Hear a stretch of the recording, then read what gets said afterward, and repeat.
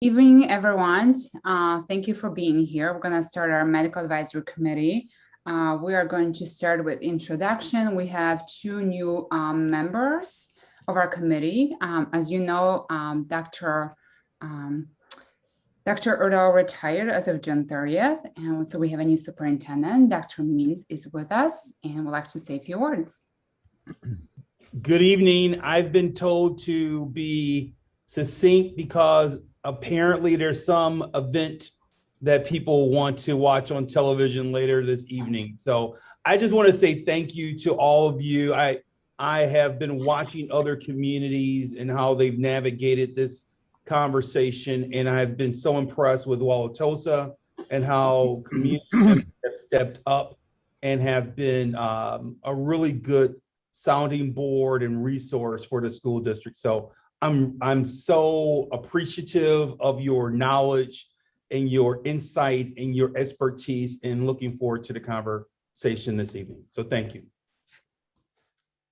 Thank you. And then our next new member is Dr.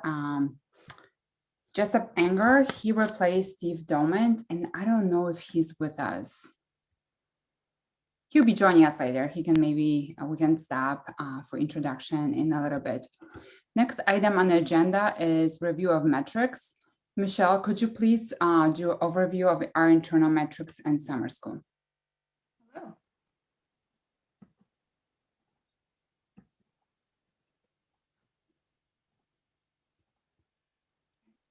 Just going to double check. Can everyone see the presentation on my screen?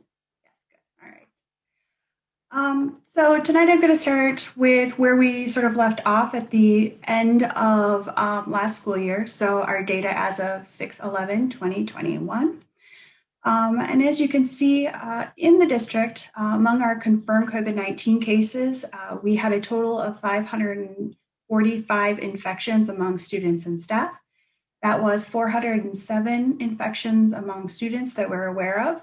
That's approximately 7.5% of our students who are attending hybrid or in person through the Phase Into Learning program.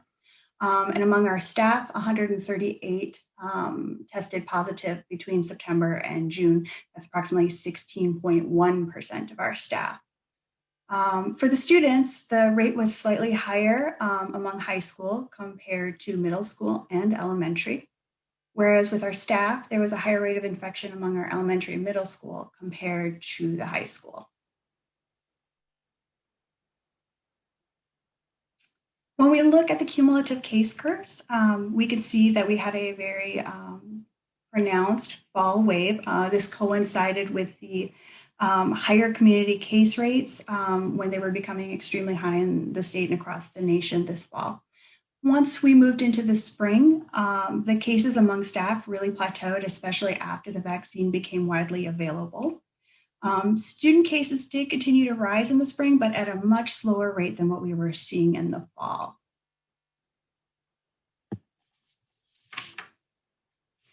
So looking at just our student data, we can see that among active daily COVID cases, they tended to peak shortly after holidays. I think this may be a trend that might be useful for us in the upcoming school year, something to be aware of. So approximately 2 weeks post-Halloween, Thanksgiving, and Christmas, we saw a rise in activity. And then towards the end of spring break last year, we also saw a rise in activity. This is among students only.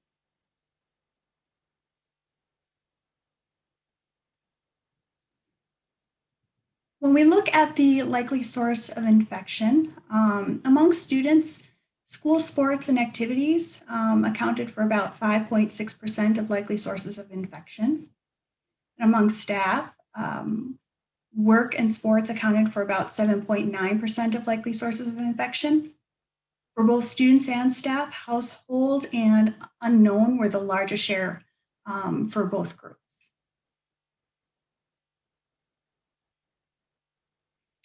For cases directly acquired from a known exposure within the district, a majority of those cases were transmitted by child-to-child contact. The child-to-child transmission occurred most frequently in high school. For the whole district, that accounted for 43.5% of our cases that were directly linked to an exposure within the district. The next most frequent exposure type was adult to adult contact. That happened 6 times at the elementary level, and it did not occur that we are aware of at the middle school or high school levels. Child to adult was limited to elementary and middle school cases. That accounted for 21.7% of the cases that we know were linked to the district.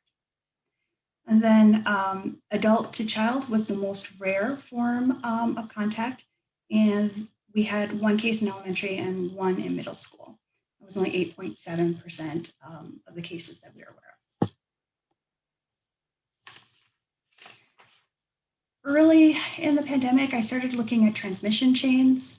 It's kind of a very time-consuming thing to do, so it took me later in the year when things slowed down a bit to start working on them again. But on the right, you see sort of an example of a transmission cluster. In the middle there, we have an index. In this case, the index was a child who acquired their infection in their household, and they then spread it through sport or activity to 6 other children. And then from that, one of those children spread it to a person in their household. So we often talk about the number of cases that were directly acquired, but then there are also some downstream effects. And in this case, I identified 24 clusters that were related to a district exposure at the start, and then sort of spread down the chain. The folks that we were able to track were other siblings in the district most often, or parents who are staff in the district. In total, we think about 80 people were connected to transmission chains with a district origin. This is about 14.7% of all cases in the district. And of course, with this, it doesn't include siblings who aren't enrolled in the district or parents or guardians who aren't staff members, because we weren't able to track that.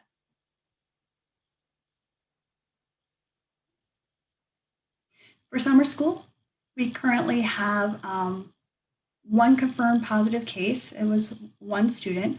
We have had 0 staff infections. In fact, I don't think we've had a staff infection since, I want to say, May. With that 1 infection, 24 students were quarantined for close contact, and 1 staff member was quarantined. We found no secondary transmissions from that. So that's sort of where we are right now with our data. One other thing that I've been trying to put together is to, I'm going to have to stop sharing and then reshare, I think.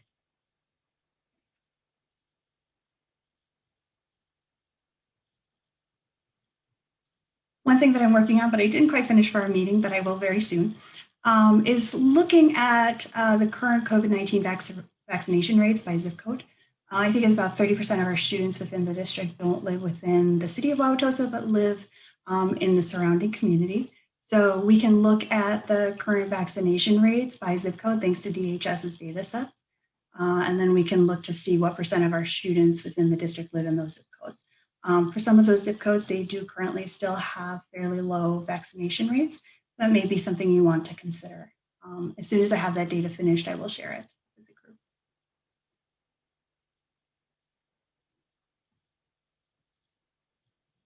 I'm muted. Thank you, Michelle. Laura, are you able to share our Wauwatosa data? Yes, I will share my screen as well. So I have just a brief overview of our case data in Wauwatosa and some vaccination data. To date in Wauwatosa, we have had a total of 4,669 positive COVID cases. Within those, there have been 119 hospitalizations and 73 total deaths. This just shows our positive cases by date. So unsurprisingly, we had a really big increase in November of last year. We've been seeing a decrease in cases since the beginning of 2021. Our cases have been very low over the past few months. We've started to see a slight increase over the last 7 to 10 days or so. That's very small, hopefully not a trend, but just something to keep our eyes on. This shows our cases by week in 2021, so it just really highlights how low cases have been since around the middle of May. This shows all of our cases by age. Early on in the pandemic, it was those older adult populations, but overall it's been under 40 has been our larger case positive COVID cases. And this shows cases by race, ethnicity, pretty much aligns with what our demographics look like in Wauwatosa. And cases by gender, slightly more female than male. These are hospitalizations by age. This is anyone who is hospitalized who also happened to have COVID. So there are some younger cases in there that may not have been hospitalized due to COVID, but just happened to test positive when they were hospitalized.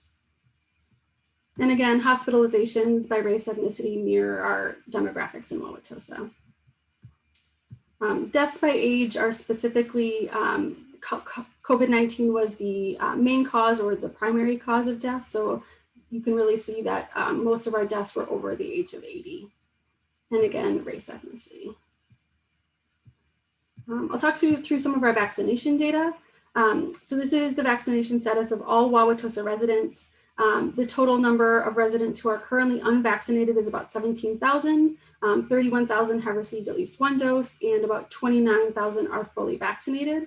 When we look at the total population, about 36% are unvaccinated, 64% have received at least one dose, and 61% are fully vaccinated. When we look specifically at just the eligible population, those numbers look a little bit better. We have 24% unvaccinated, 76% of the population has received at least one dose, and 73% are fully vaccinated. This shows our vaccinations by date in Wauwatosa. You can see there was a really big increase after everyone became eligible in April. It's been decreasing since then. There are a couple spikes when the 12 to 17-year-olds were made eligible as well. This shows the 7-day average, so it just shows the trend a little bit better. You can see in May, that's when you can see a little bit of an increase there when the 12 to 17-year-olds were made eligible, and then that increase in June is when they got their second dose. This is our vaccinations by age group. So you can see we're pretty consistent across the board. 12 to 17-year-olds are a little bit lower. So we're still working on that population, getting that up. We have heard sort of anecdotally that some parents might be waiting to vaccinate their kids a little closer to school. But because with Pfizer, it does take 5 weeks to be fully vaccinated, we would need them to start getting vaccinated pretty soon to be fully vaccinated by the time school starts. These are our vaccination rates by race and ethnicity. This doesn't include everything, but you can see there are some disparities where we have a higher vaccination rate for our white population and lower vaccination rates for our Black and Asian populations. And then vaccinations by gender tend to skew more female, slightly lower population in male. That's all I have to share. We did recently announce we are doing a vaccine prize drawing to try to motivate those unvaccinated people to get vaccinated. It's too soon to see what effect that has had, but our first drawing is next week, so hopefully we'll see an increase because of that. We do anticipate that kids under 12 will likely be approved for the vaccine sometime this fall, but that won't be before school starts. So we'll likely have that younger population will be unvaccinated at that time. Thank you, Laura. Dr. Richard, could you please share our external metrics and dashboard? Sure. Okay. So this is our metric calculator, and Dr. Means, I did forward you access to this, so you should have unlimited ability to see this. And a lot of people just keep it open all the time during the school year.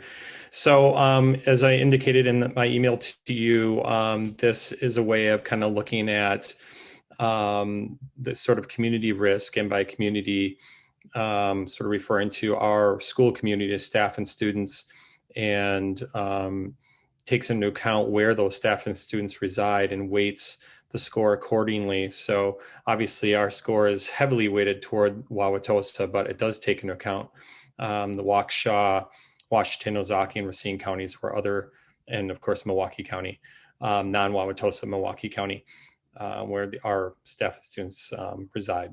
So right now, these numbers look the best they've ever looked, of course. Happy to share with you some of the historical numbers as well. So essentially, data that typically comes from Michelle when our dashboard is up and running during the school year.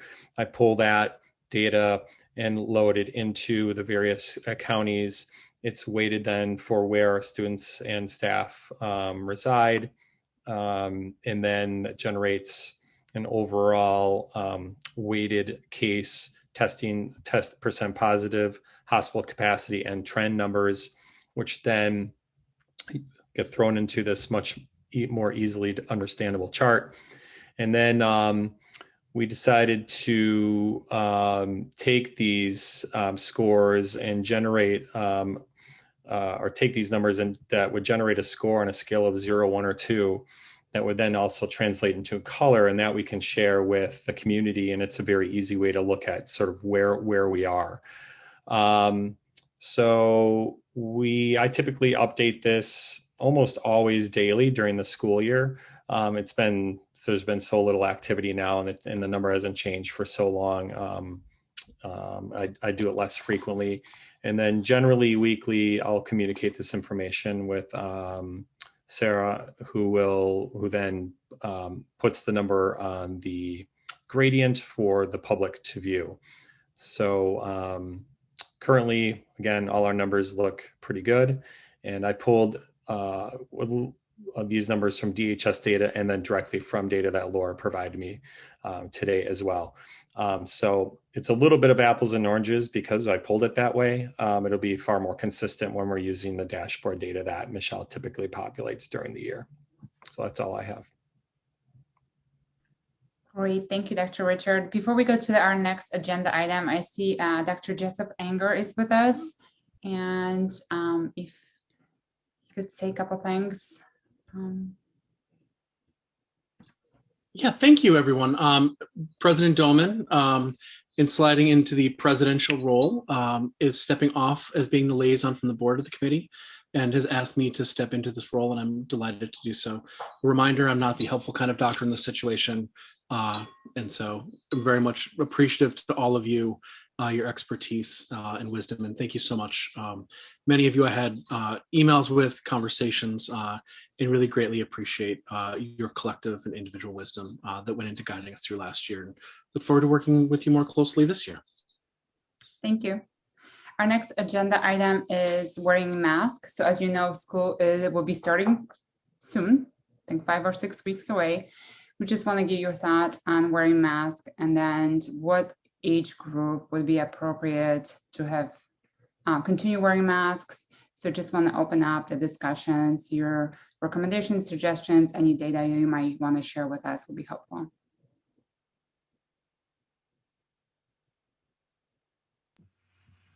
I can kick us off. Last week the CDC released new guidance for K-12 schools. It included a number of recommendations, including vaccination remains the #1 way we can prevent COVID, but with unvaccinated people, they still recommend mask use. So that would be anyone under the age of 12 and anyone who either chooses not to or cannot get vaccinated in the eligible populations. Included in their recommendations also changes the close contact definition to 3 feet as long as students are masked. So that's another thing to consider.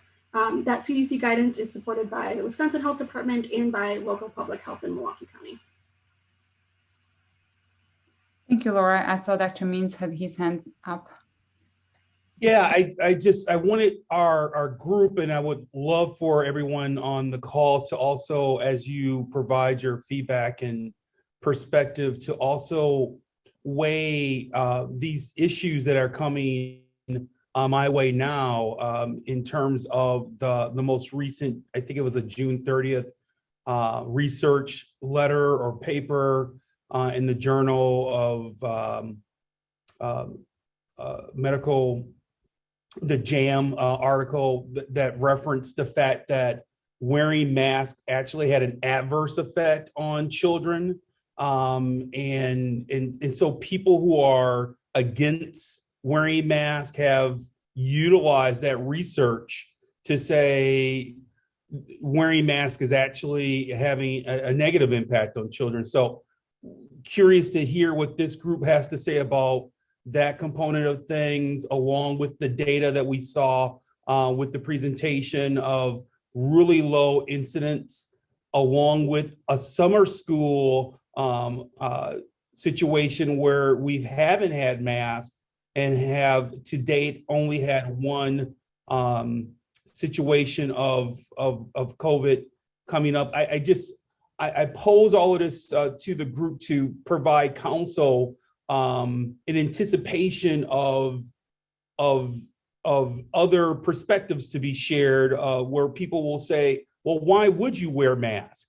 And then I guess the last perspective I would ask this group to think about is, what about our neighboring school districts that will likely not have masks, and which will then put our school district in a very precarious situation in position going into the fall. So I'm curious and very anxious to hear your feedback and perspective, understanding all of those different data points are out there as well.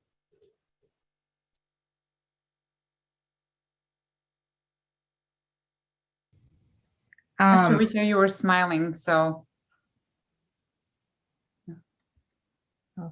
I was just going to say, from a pediatrician standpoint, we've definitely had a viral spike. So although it's not COVID per se, we've been seeing a lot of other viral illnesses going around, and the hospital has actually had a boom with viral illnesses and asthmatic flares. So from a masking standpoint, it was huge as far as suppressing even the viral season. Now we're seeing it late.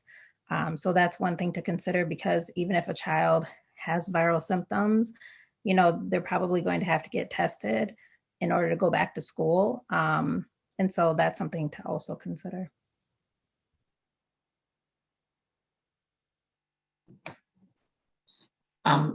Just in terms of the mitigation that is happening at summer school, the population density of those classrooms is a lot less than the density of, especially in elementary or other, school age kids. So I'm concerned that we wouldn't be looking at apples to apples if we reflected on summer school and use that as a guide for the school year.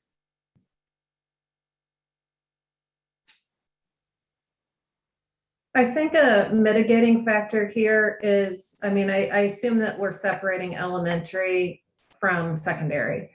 And for the elementary schools, I guess I'm wondering if the district is planning on continuing that sort of cohorting that they did last year, so that classes stay separated from other classes. And the reason I say that is I wonder if that would also impact our conversation about whether masks are needed. So you, in essence, that's a great question. In essence, your question is, how deep will our mitigation policy go?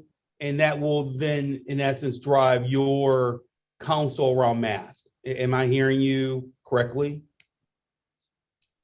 Well, it certainly could. One of the things the elementary school did last year, and it was mostly to prevent spread and also prevent a large number of quarantines, was to keep classes sort of within their own class and not mixing too much. So I guess I didn't know if the district was planning to continue that next year, or if it was planning to go back to kind of a more traditional model.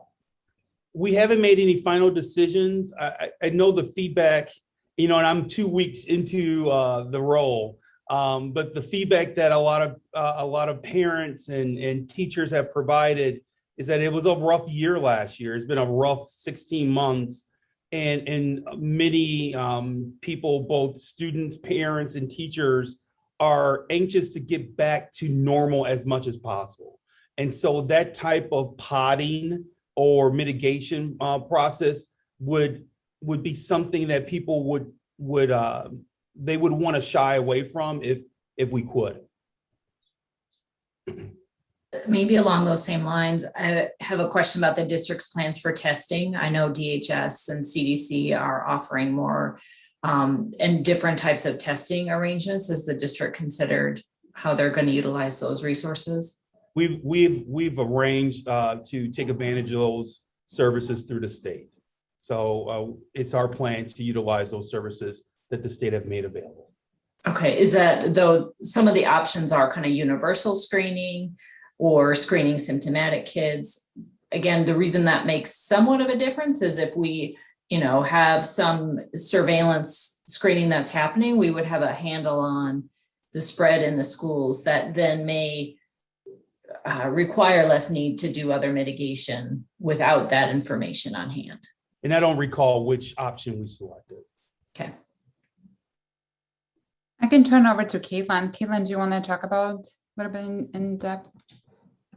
So we did make arrangements to get matched with the lab for to support testing within schools. We're looking at all of our options. Laura and I plan to reach out to Laura later once we're matched with a lab to find out what they can offer us and what makes the most sense. I would love to be able to test kids who are sick and put them right back into class once I know they're negative. That would be the best thing possible. As far as more universal screening, it really depends on what the lab offers and what makes the most sense. It also, I think, depends on how our community spread looks at that time.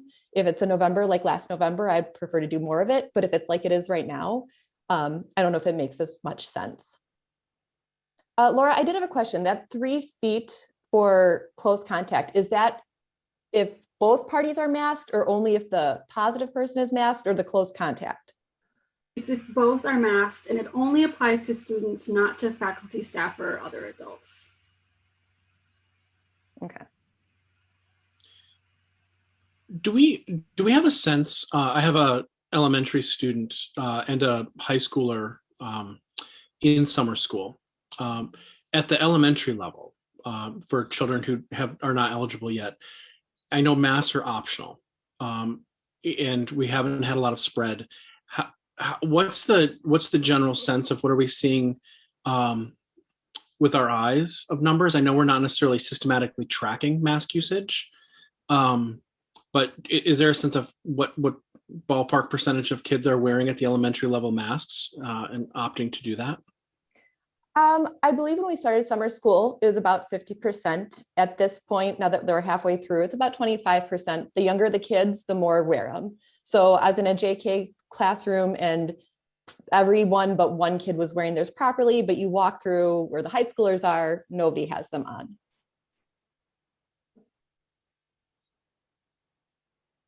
I can say that anecdotally too, when other school systems around us went to the optional mask usage, that I agree with Caitlin. I was hearing 50-50.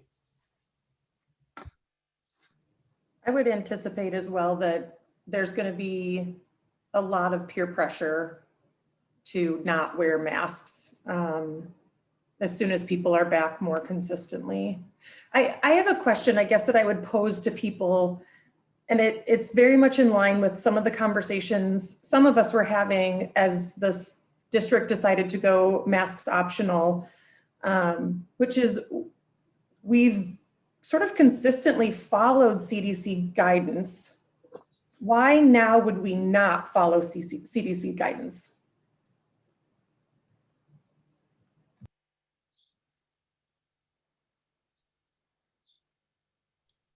I'm supportive of following CDC guidance. So I think that question really should be for the district. Dr. Means, if you had a reply, I'd be curious to know too. I have a response. It's not a medical informed response, but in digging into that CDC guidelines, while there's some level of guidance, it's not definitive. If you read all of the guidelines, it also referenced that you should take into account the local data in the infection rates that are happening within a community. So I would respectfully that's why I'm posing some of these counter questions to this group for us to think through, because I anticipate there will be, just as there are advocates for masks, there will be advocates that are against masks, and the way that the CDC framed those guidelines, you could read it either way. There's a belief in some quarters that the way that the CDC ultimately framed it, they've put school officials in the role of being a public health official, which then really makes this really challenging. So again, if you look at the data, there will be individuals who have a perspective of masks aren't necessary. They will point to the language in the CDC guidelines that says take into account your local context as well. And those individuals will point out the fact, they will use all the counterpoints that I want us to at least talk through and consider and be reflective on as we continue to deliberate and be thoughtful about a decision. I think Dr. Means brings up a good point there with how not black and white the CDC guidelines are and how gray they get. And especially in a situation that we're in, like with our very low prevalence and our relatively high vaccination rates, it really puts us in a different category if you read through all of the guidelines that the CDC has. And so I think we're in a different situation than some other parts of the country because of our low prevalence and because of our vaccination rates. I think we are at a point where any type of mitigation that we do with such a low prevalence has lower and lower benefit to it. Whereas last year, when our prevalence was very high, mitigation efforts like masking or distancing have really large benefits to them. As our prevalence drops and as our vaccination increases, we have less and less benefit to any of these mitigation efforts that we do. And so it definitely, I agree with Dr. Means that it becomes a conversation. It doesn't become black and white, CDC, yes or no, necessarily. I have a quick question. The separate schools or the school district, are they held to OSHA guidelines? Is that something that you guys need to consider also?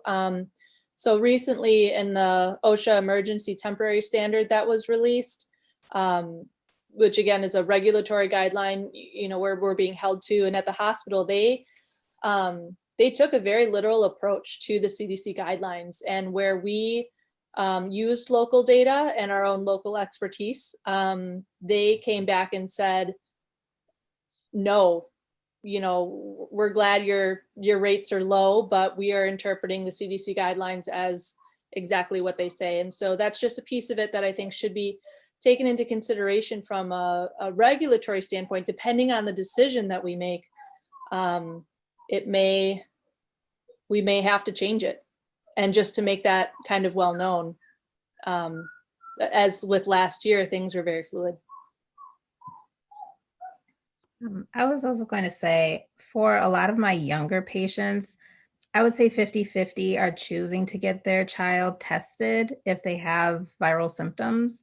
So as far as prevalence, I don't know what Dr. Richard or other people are seeing in the ER, but I would say the younger patients for me, only 50-50 are choosing to get tested. So those who have mostly been negative, but 50% are pretty much not wanting testing. I think a little bit of that depends on sort of clinical impression too. If you have obvious croup, I don't think any of us, at least in our office, had kids who are with COVID present with stridor, for instance. When we have the infants with, clear bronchiolitis, now that we're seeing more RSV, there's a reluctance to put them through the test as well, because it matches something clinically we're just so used to, and that we didn't see really any bronchiolitis per se as a clinical picture with positive COVID infants. So testing is low. Certainly lower than it's ever probably been up until before we had testing. But to your point, I agree. I think our testing is way down even in kids with viruses, but especially when the clinical picture matches something else we're much more familiar with. I can tell you from the adult hospital perspective, COVID has become a almost completely preventable disease with the vaccinations. Like we have very little, and there is very, very, very few people in our hospitals in this area and across the country who are hospitalized and been vaccinated. And so it's become a relatively preventable disease on an adult end for our teachers and our high schoolers. I just want to say, if we're considering other mitigation factors and surveillance testing as a mitigation factor, if we're only seeing 50% of parents consenting when their children are actually having illness symptoms, we're going to see even fewer parents consenting when their children are not having illness symptoms to participate in surveillance testing. Also depends on what the sample site, I think, Caitlin, too. You know, if it's spitting into a vial, that's one thing, but certainly with NP testing, that would be a driver to not sign that consent.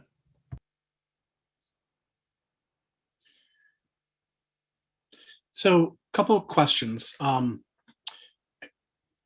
hearing a general sense of the CDC guidelines say one thing, but maybe don't make a final definitive answer, which makes sense. Research never tells us exactly what to do. Our vaccination rates are lower than I expected them to be for high school age students. I know there's a lot of kids who have said, I'll get vaccinated if I need to. Often that means if I have to wear a mask, I'd rather be vaccinated than wear a mask. And we've got lots of children under age 12, approximately 100%, who are not vaccinated and won't be.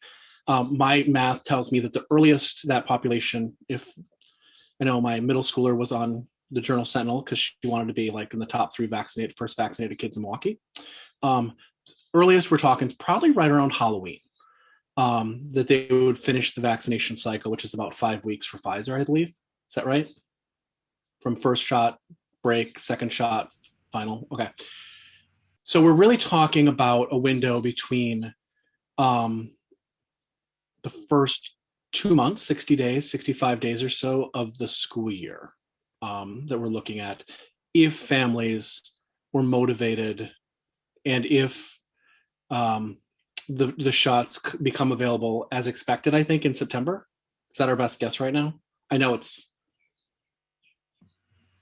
I've heard September, but no final date. So okay. So maybe as late as Thanksgiving. I'm wondering, what are the, do we have any downsides to, so age 12, or I believe, Dr. Means, correct me if I'm wrong, is that 6th grade is kind of the flip of, yes. Okay. 7th grade would not be fully vaccinated. They would still be 11-year-olds in 7th grade. No, I'm sorry, 6th grade. I apologize. Grade, right. Yeah. Not 7th grade. Yep.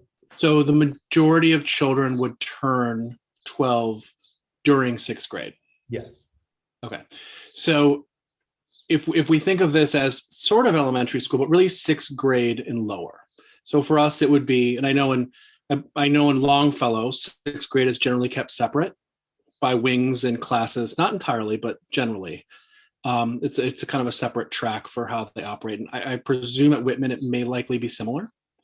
Is that the case? Okay. Whitman parents shaking yes.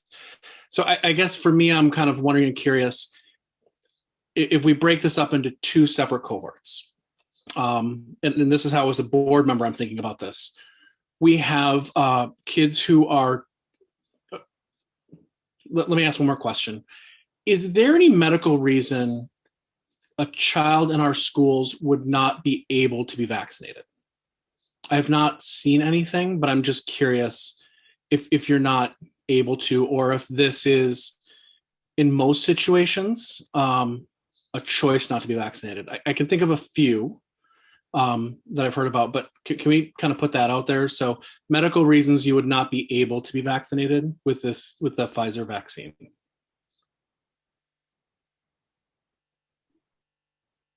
Allergy. Okay.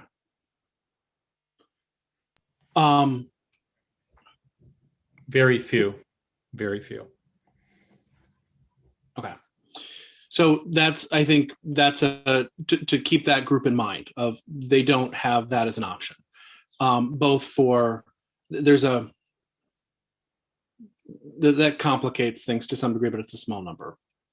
And then I would think we would want to, I'm curious as a board member to talk about 7th and above and JK through 6. And think about those two populations separately. And thinking about the Delta variant. And what I don't know entirely is how does that affect spread differently about those groups than say what we would have talked about in November or January? And so on.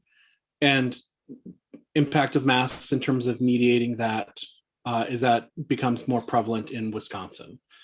So those are kind of like some of the things that I'm thinking about. Is it's almost talking about masks yes or no for the district is too big of a question. For me, it's more for students who are eligible and students who are not eligible. Certainly we wouldn't require masks at the high school level for everyone. I would believe that it would only be if the furthest we would go is for anybody who is not vaccinated, we would require masks. In elementary school, we know that through 6th grade, most, if not all, up through 5th grade, certainly would not be eligible yet. So can you just kind of, as a group, chew on that of pros and cons?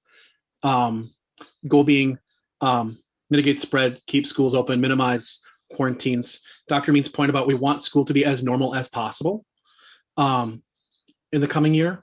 There's a real desire for that among families. In pros and cons of masks, making it as normal as possible. Does it make it more normal? It's a mask. That doesn't feel normal, but that feels more normal than being out for 2 weeks, if that makes sense. So I don't have any answers, just a lot of questions. One thing I was going to say, I spent probably a good part of an hour and a half today trying to comb through current literature, looking for any data that they have on transmissibility, particularly of the Delta variant in kids. Nothing. And I think part of that, that the Delta variant was only initially identified in India in December of 2020. And here in the United States, really, it's only been an issue really since maybe March, maybe even later than that. So I think part of it is we don't know yet. I'm sure those studies are going, but that's a pretty quick turnaround time in terms of trying to do a well-designed study on transmissibility in kids. I think just the general thing that we know about it so far is it's more transmissible in general, but I don't know if we have a breakdown. So that's my answer to that, because I was looking at that specifically today. I also think it's possible to incorporate mask use into our, metrics. Looking at what burden and percent positivity is, and maybe that would trigger a point at which masks are mandatory, for example. I don't really know if I'm for or against. I find myself on this topic just like you, Dr. Justvanger. I just feel like once I get into it, more questions. But I do think, maybe there's some type of threshold. We don't really know if COVID's going to follow the same viral patterns it did last year. No other virus is really doing that. Influenza, RSV, everything's been thrown off. We don't know if November is going to be bad again or not. And so it is possible. I don't know how, but to incorporate that decision also into what our data is telling us about what's happening in our community. This is Leslie. I don't know if you guys can hear me. Can you? Okay, sorry, I don't have internet. I will say, I think the Delta variant does concern me. Again, just as AJ said, the increased transmissibility that we will likely continue to see. And then I would say the other thing that concerns me is just the fact, or just understanding the vaccine coverage of this variant and the vaccine waning. Some of us who got our vaccines in January, we may already be potentially at risk. And those teachers and those who got theirs in March may be in risk comes to September or the fall. So I will say I am a little concerned that I think hopefully we will learn more in the next couple months. But if we make a decision that we don't need masks, and then the fall situation is very different and we learn a lot more, and then we have to put that back on, that might be a bit more challenging for people as well. And the only other thing I was going to say to Dr. Jessebanger's thing, I think the you're right that obviously the middle schoolers and the high schoolers are eligible to get vaccinated, but I think the question will be what the percentage is that get vaccinated. And to me, that's a concern. If we say just because you're eligible, then you don't need masks, that doesn't actually mean that they're necessarily any more protected than those are who aren't eligible, depending on what percentage are actually vaccinated. It's a great point. Thank you. I think just to highlight one thing that Leslie said, I do think it's going to be incredibly difficult to turn back the clock to returning to masks and then saying, now you don't need them, now you need them. I do think that's going to be really hard for kids and for families from a stability and predictability standpoint. I would rather see us do something that we think we can hold on for a little bit longer than the data may change as viral season ramps up. I will add to that a little bit, Jenny, in that I wonder the same thing about after the summer. I know it's a smaller group, but if we've set that precedent already too, it may be quite difficult even at this point to change it, for what that's worth. I think it may be hard, but I think that the full group of school kids, that will be harder than those subset of kids that went to summer school. And I agree with Jenny that if you lead with masks in the fall, knowing that it's a short window to vaccination, then it's easier to take something away than to add it at a later point. I was just going to add, I think by having the masks, you talk about wanting to go back to normal more so. I feel like having the masks allow the kids to be able to go to the library, to be able to mingle with other classes, versus not having masks or, some other options and then having to cohort a little bit more. I think that's what Sonia was trying to get to. If you cohort, then maybe no masks or whatever might be a quicker option. But if you allow masks, then they can kind of go back to normal as far as their days. Is that what you're kind of saying, Sonia? Would we ever consider that we had to reach some kind of threshold of vaccination in the school before we would drop to no masks? So instead of it being, do you have an allergy and so you have to wear a mask, but nobody else has to wear a mask, or you're vaccinated and we have to prove vaccination, would we just do a % of vaccination and say that we've reached sort of a threshold, or we think that we've reached herd immunity in the school and we don't need to continue that? My understanding that most companies in the metropolitan area and across the country are not asking their employees if they are vaccinated or not. And so the conversation that we're having is an interesting one in finding and tracking the vaccination rate for our student body for grades 7 through 12, and then potentially if a vaccine is available for younger students.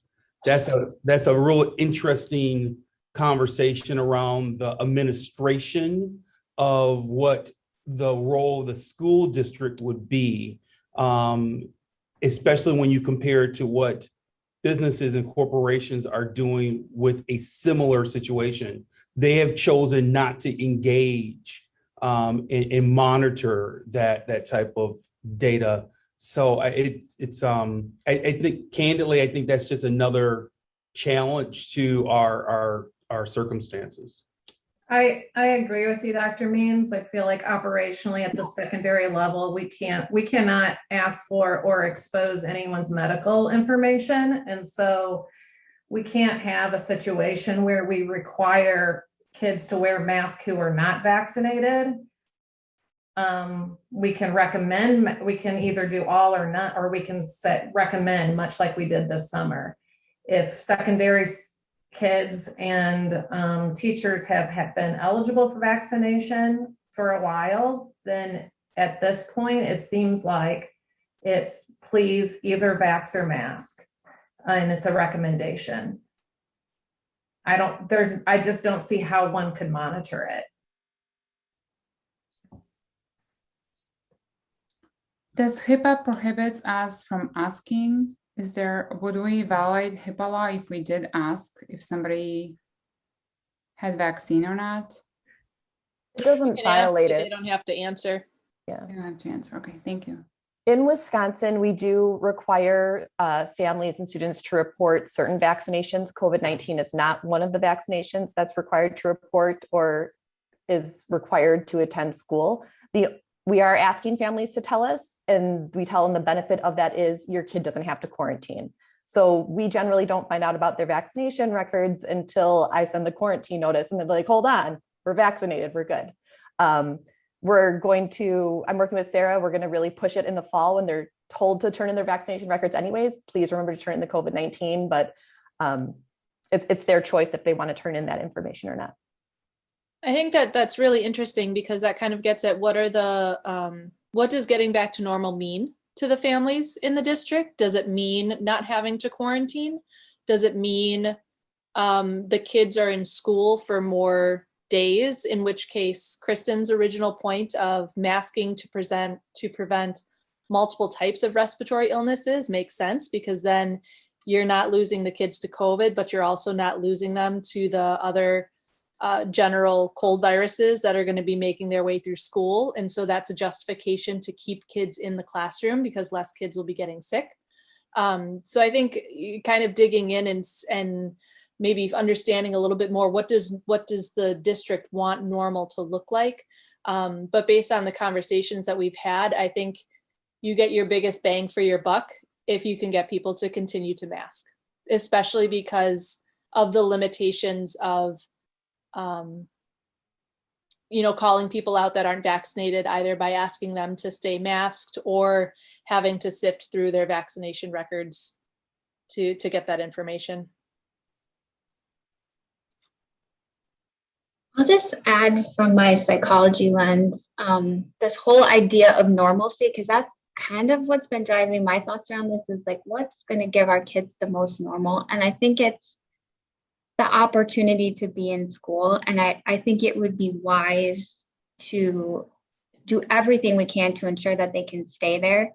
I don't know if Jenny and Heidi, if your experience is the same, but my caseload right now and basically since April has been the largest and busiest and the highest level of acuity that in the past 7 years since we've been in this area. And a large majority of those kids really struggled. They have that they were all virtual, or they quarantined a lot. And that is like a running theme. And I think it completely removes them from all of those developmental experiences that we need that you can still get with a mask. So, I don't have a say necessarily, like if there's a metric or shouldn't we, but I do think if it helps our kids stay in school and it helps that normalcy, then that makes sense to me. I feel like to move this discussion along, can we separate those the schools where people were eligible for vaccinations versus schools where kids are not? Or are we saying that even for high school and middle school, everyone should continue to wear a mask? Or are we saying that once you've been eligible for vaccination for a certain amount of time, then it is more your choice to vaccinate? And then if you're quarantined, you can show your vaccination. Like, what are we talking about here? Sonia, you're articulating all the questions that I have in kind of succinct order of. And with no medical, this is just personal opinion without any expertise whatsoever. I see it very difficult to come back to a high school and a middle school, frankly, and to require mask. If we have pushed that they have been able to get vaccinated. Kids have been getting vaccinated in order not to wear a mask. Mm-hmm. And sixth graders will not be able to get a vaccine, right? Those who are not 12, yes. Mm-hmm. From my public health lens, I'm comfortable talking about them separately, that we're talking about those eligible and those not eligible to be vaccinated, and a mask policy for those different groups, and not requiring masks for those eligible for vaccine. And I would say, I would totally agree with that. And if we just in generally, we look at what was presented, I think Michelle presented, I forget, I'm sorry, Laura, you presented it. The data on our vaccination rates currently with the different age groups. Mm-hmm. I mean, is it where we would ultimately really like it in those two groups, the older middle school and high school? No, but it's still, I think it was over 60%. So if we're still looking at, and we're going to look at what the CDC is saying. I know there was some discussion about that. Look at what the CDC is saying right now, as it stands. We have relatively high, relatively good vaccination rates in those groups, and we have currently a low prevalence of disease in the groups that would be vaccine eligible. So, I think for them, the motivation is going to be quarantine eligibility or not. So I think that's going to boost those vaccine rates amongst those eligible. And that could also be a marketing and communication issue. Yes. Huge. We've run into that at Marquette, right? And we have a little bit different situation at Marquette because we have a vaccine requirement now for our students. But in order to encourage those that have asked for a personal conviction exemption, we're hitting the communication education hard with those students to try to encourage them and give them a reason why it would be advantageous on multiple levels for them to be vaccinated.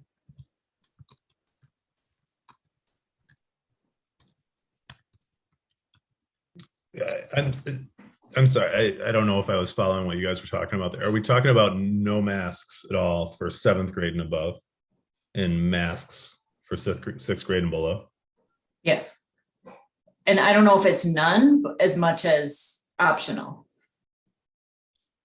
Yeah, would the recommendation still be that if you're not vaccinated, you ought to? Again, we're not going to force you, or we can't prove one way or another, but it would be recommended still. I would say yes. Yes, and if people want to, they can always. Much more comfortable with that language because we cannot, again, we can't ask students if they're vaccinated or not, but I think it would be prudent for us to emphasize that if you are not vaccinated, it is encouraged for you to mask. And that is what the CDC, so if we're staying along the lines of CDC recommendations, those are the guidelines. And so I would feel comfortable with that language for our students 7th through 12th grade. Can I ask a question about, so if I'm a high school student, if I'm vaccinated and I've got somebody who tests positive in my classroom and I sit 3 feet away from them, I'm okay. I don't need to Quarantine. I'm not sitting out of school for 2 weeks. Is that right? Correct. If I am not vaccinated and I have a mask on and I'm 3 feet away, do I need to sit out of school? If the positive person was unmasked, you would have to quarantine, right, Laura? Based on the new guidelines? Yes. So even if I'm in a mask, but it's unlikely if a vaccinated person is unmasked that they'd be positive. Sorry. So 2 unvaccinated students, Gotcha. if the one who does not test positive is within 3 feet and they're in a mask, do they need to quarantine? Yes, they'd be a close contact. Okay. So that's really kind of goes back to the you mask for me, I mask for you type thing. Okay. So the key thing, and this is a point then of, I want things to be normal. I don't have to get vaccinated, but what it may mean is I miss athletic events, activities, school, because I'm going to be, that's just what we do as a public health response to COVID. And that would be 7th grade on up right now. So to me, that would be a motivating factor, certainly in doing this. It doesn't per se motivate a mask, but it may motivate if you're on the I haven't gotten to it yet because I'm playing a lot of Xbox or something. That might be a motivating factor for it. Okay, I just wanted to clarify kind of what our response would be, and if I didn't know if having a mask on would be another motivating factor. You'd want to wear a mask if you chose not to get vaccinated, because that might have an impact on quarantine as well. I think having everyone who can't be vaccinated, so that 6th grade and under, all parties mask up, that would obviously significantly reduce the number of kids we're putting into quarantine. At the secondary level, when we are 5 days a week, we could put like anywhere from 15 to 30 kids into quarantine for one positive case, just based on the classroom size and where they sat in each classroom. So thinking about 6th graders coming back 5 days a week, full classrooms, I'd want everybody masked so I don't have to send as many kids home for 2 weeks.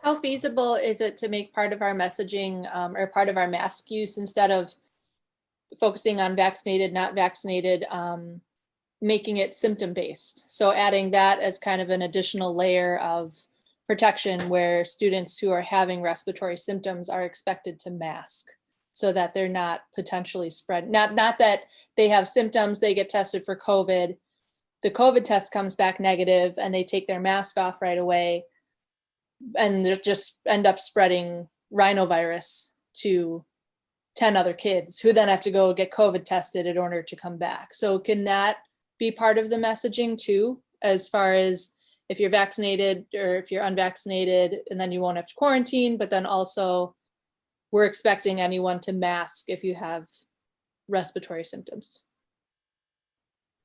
I think that would be very difficult for teachers to enforce.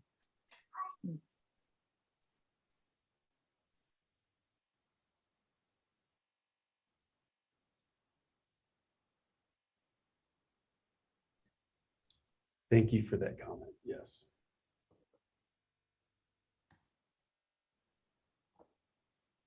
Anybody else? Okay, so I want to.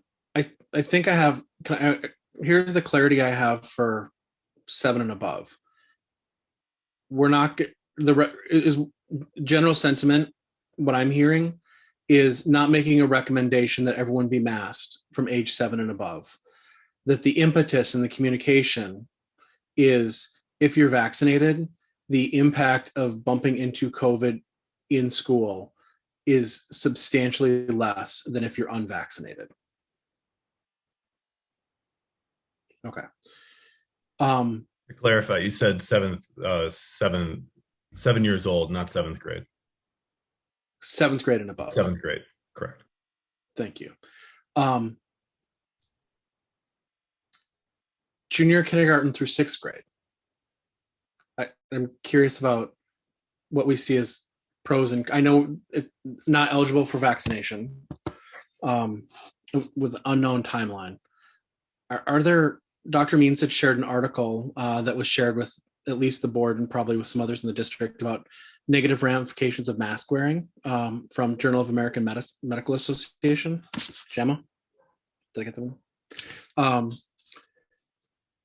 I'm just curious of like pros and cons of where people kind of land on any information we have on that. That's twice that you guys have kind of brought up that article, the JAMA Peds article about the CO2 in the dead space between the mask and the child's face. And it's garbage science. It's not very good science. It's nothing that we should base any of our decisions off of. There are much better reasons to wear masks or to not to wear masks. And it's unfortunate that such a good publication put out such flawed science. Sean, you're absolutely right. It is extremely disappointing, but our reality is that the contingency that's against masks are starting to rally around that piece of literature. And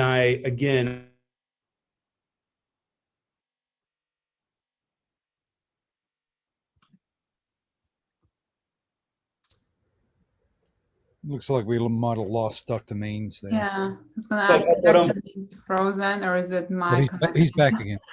Dr. Means, we lost you.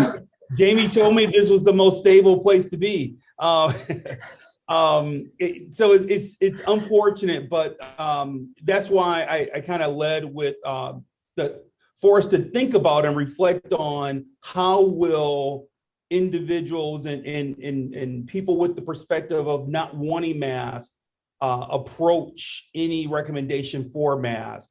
And I have already been approached with that literature to say, see, here's the reason why you should not even consider mask at all. And so I just want us to be reflective of it as we can continue to deliberate. You know, I think we've learned from COVID that you can find research that backs up any argument. So I think that's kind of our role here as the Medical Advisory Committee, is to bring forth the literature and the science and the research that we know has been, you know, well thought out and well researched. And we've seen mask use as one of the biggest things that can prevent COVID. So I think that's sort of what we have to go on is that's sort of the biggest tool we have right now for those kids who are unvaccinated to protect them against infection.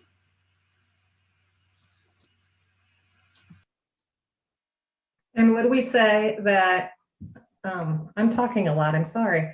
Would we say that that kids would be masked until 1 month after they're eligible for vaccination, and then it turns to a recommendation? Or are we saying that young kids should be masked until there's what percentage of COVID in the community? Until there's 0, 1%? You know, so what's sort of the mask until what? It'd be 5 weeks after young kids become eligible, by the way we're discussing the 7th grade and above right now. It's also if we're saying if you're eligible to get the vaccine, you don't have to wear a mask, then it would be 5 weeks from the day that the FDA does an emergency use authorization for it. They're going to 6, I think, with the Pfizer one. So 6 and above. If we're going to follow our own logic that we're making up as we go along. Yeah, I would say most kids 12 and up got vaccinated pretty quickly after they were made eligible, but I don't know if it's worth putting a buffer period in there for those kids who can't get vaccinated that very first week. Yeah. That would be difficult for teachers and school officials to govern. Again, if we're not asking students if they are vaccinated or not, as the vaccination becomes available as the vaccination becomes available to that younger age cohort, the question that I would pose to this group is, do we want to then utilize the same logic that's being applied to grades 7 through 12 versus administering it on an individual basis? I like the idea of saying 2 months after they're eligible, because that does give that buffer period. It gives that 5 weeks plus some extra buffer period. And then we just say, even if you get vaccinated right away, you're going to wear your mask for an extra couple of weeks just until everyone has the chance. And then we can announce a change then. So that way we're still enforcing it universally. So 2 months after the vaccination, the vaccine is available to that younger cohort, we will then revert to the policy that we're using for grades 7 through 12. Laura, do you think 2 months is enough time? Does that give enough families buffer room? There's so many shots now. Yeah, it's pretty widely available, and similar how for the other kids, you know, we'll probably have some mask clinics available at the health department later nights and weekends once they're approved. That's I really like, that's a great idea.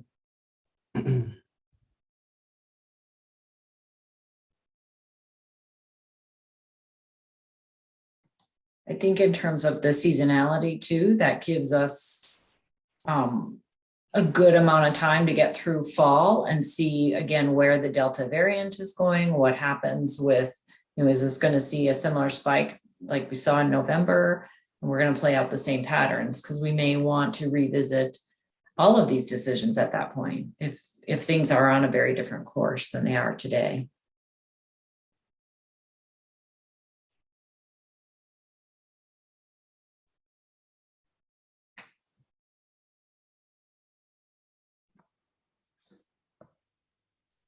So just to summarize, children grade 6 and under, masks, grade 7 and up, no mask. If they're not vaccinated, we recommend that they wear a mask. So our conclusion from tonight?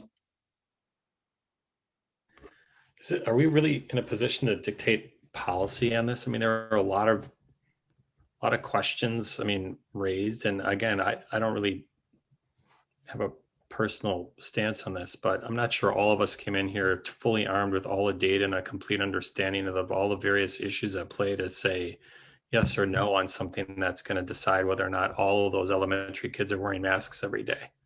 I don't know what the economic impact is on the school. What if 5% of our student enrollment decides to go somewhere else because of this? You're raising a great point. It's in my first 2 weeks, I noticed very, very quickly between the 1920 school year and last school year, we lost a total of 402 students. And anecdotally, people are they're pinning it on our decisions around how we open. So I think that's one. You're raising a good point. I think I was pleased with it. So I was a social studies teacher, and I think, as I get to know all of you, you'll get to know me a little bit more. I was a social studies teacher, so I appreciate learning all sides and not taking a side, but I will give you my perspective. I was pleased with the CDC guidelines. I was disappointed that it wasn't more definitive for school officials. I wish we had more teeth from the CDC to help us, but that's okay. I think we still ultimately have a responsibility to try to put our kids in the safest environment possible. And I really appreciate the comment that was made earlier. If the focus is around the social and emotional state of our children, they need to be in school. They need to be in school full time. And if that means masking until the vaccination cycle has been made available, I think that's something that we should explore. I know that Dr. Ertl utilized some survey data, and I guess I would just add, and I know we're running over time. I don't know if this group believes if surveying our parents and our teachers would be prudent, just to get another perspective and a data point. So we're not making decisions in isolation. I pose that to this group to see what your opinions are. Question: the families who chose to go to other school districts, what was it, more like high school, middle school, elementary, or kind of even across the board? It's across the board. I feel strongly that, while those are important considerations, I don't know that that's necessarily our lane. Again, we're here at least I'm here as a public health professional and guiding in terms of the safety and health of the kids. So that's what I'm using in terms of the recommendation I'm making. While I recognize there's multiple other factors involved, again, trying to just stay in my lane. Thank you. Question: what virtual options are going to be available this school year, if there are? Sure, the Wauwatosa Virtual Academy will be made available for students who feel uncomfortable in an in-person environment.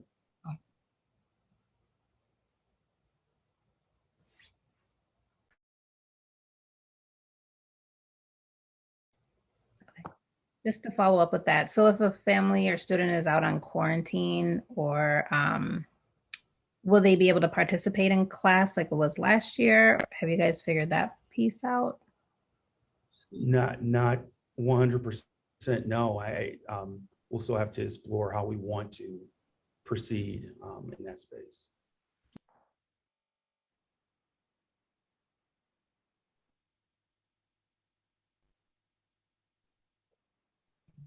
Maybe the answer is, the medical art is just one piece of this whole puzzle. There are medical, social, economic, political, on and on and on, and we're just one piece of the puzzle. I mean, it's a lot easier to talk that way when the burden's 1% in TOSA. And getting back to what I said before, this is a whole different discussion if we have numbers looking like they did last November.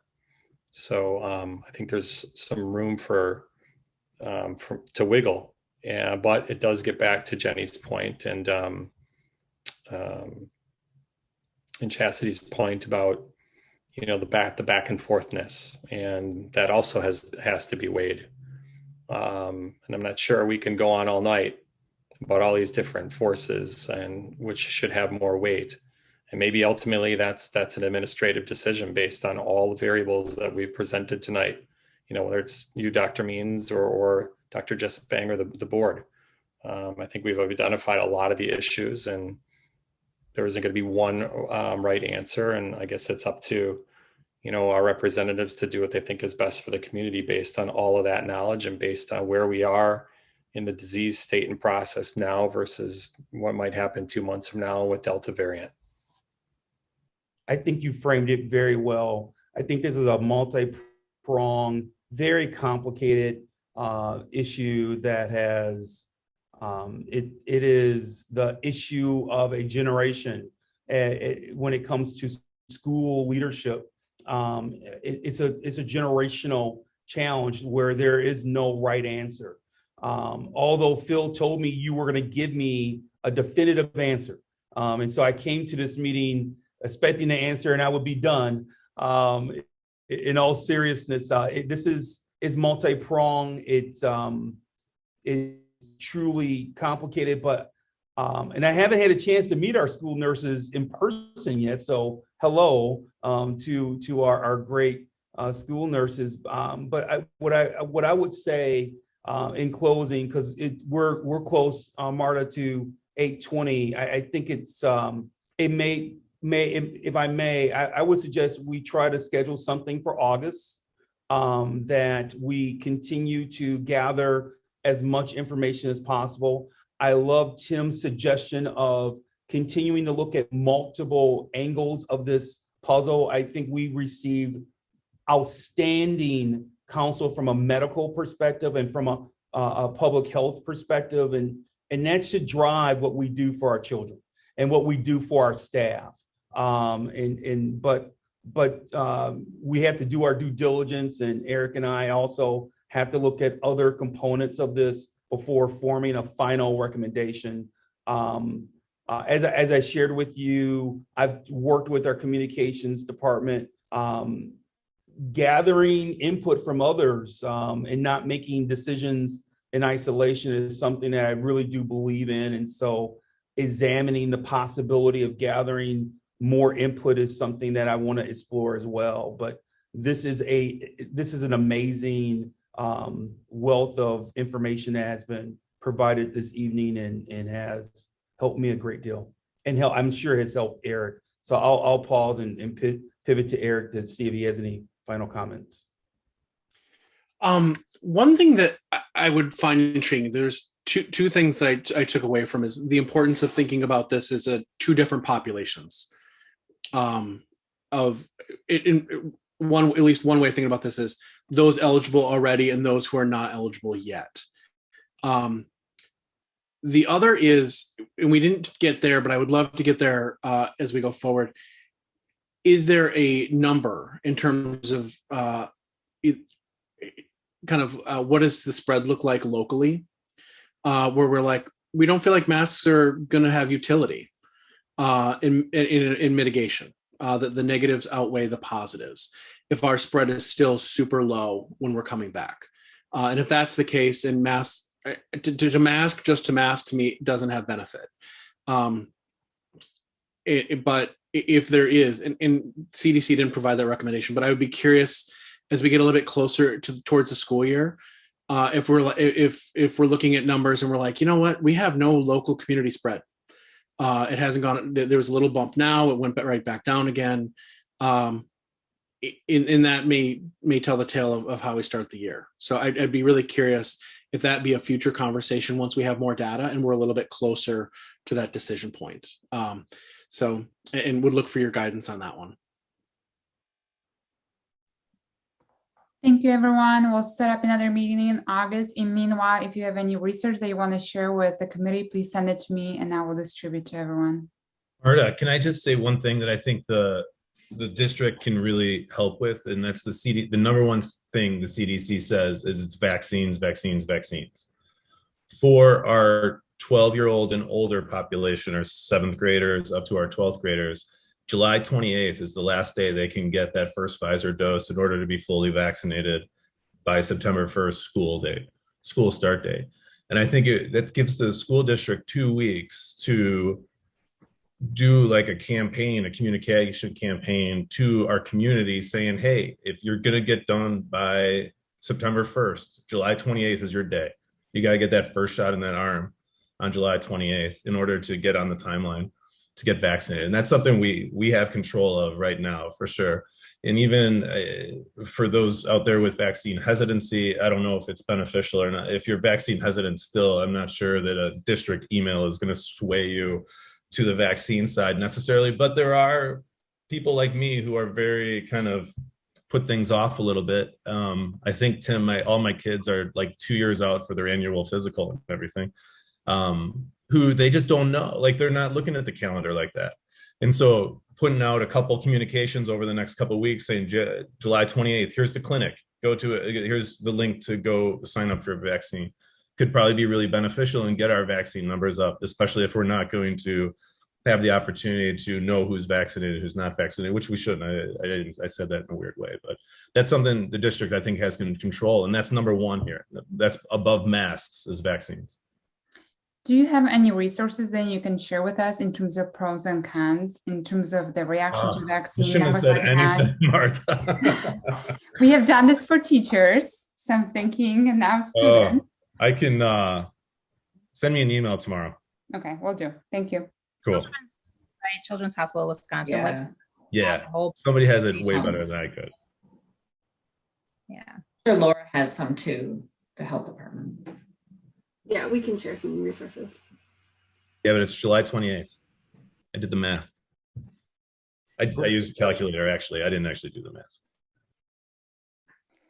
Again, thank you, everyone, and we'll see you back in August. Thank you, everyone. Good night. Good night. Good night.